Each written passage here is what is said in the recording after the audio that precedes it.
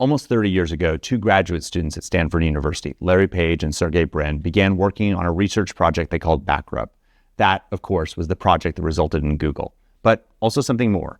It created the business model for the web. The deal that Google made with content creators was simple. Let us copy your content for search and we'll send you traffic.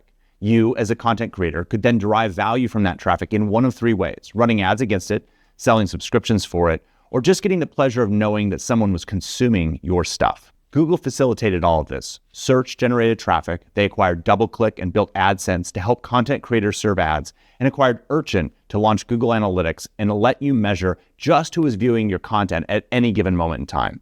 For nearly 30 years, that relationship was what defined the web and allowed it to flourish. But that relationship is changing. For the first time in its history, the number of searches run on Google is declining. What's taking its place? AI.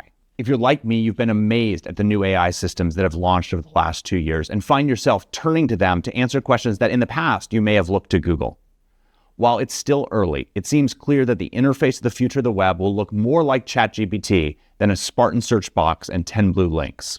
Google itself has changed. While 10 years ago they presented a list of links and said that success was getting you off their site as quickly as possible, today, they've added an answer box and more recently AI overviews, which answer users' questions without them having to leave google.com.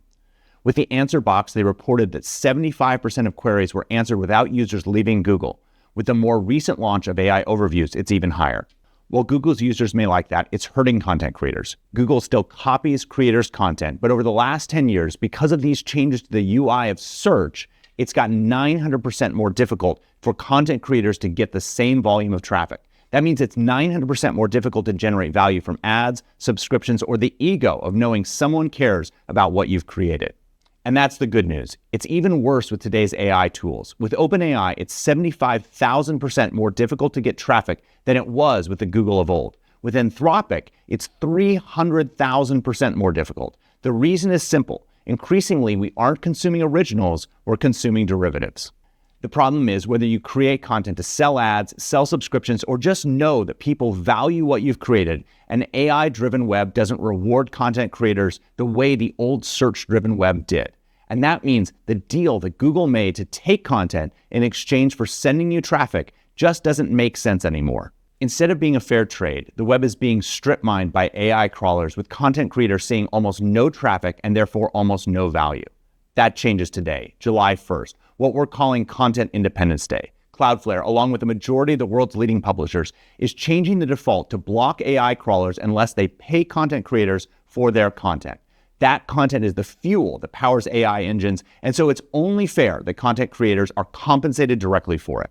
But that's just the beginning. Next, we're beginning work on a marketplace where content creators and AI companies, large and small, can come together. Traffic was always a poor proxy for value. We think we can do better. Let me explain.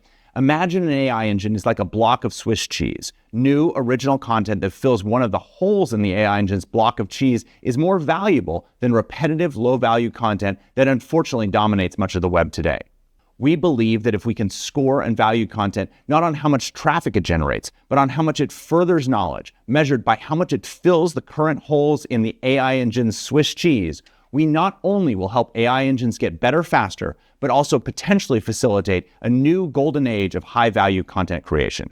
We don't know all the answers yet, but we're working with some of the leading economists and computer scientists to figure them out.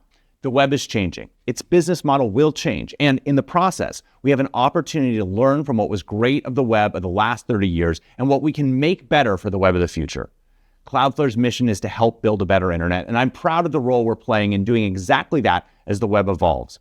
I'm also proud that we're helping content creators stick up and demand value for the content they work hard to create. Happy Content Independence Day.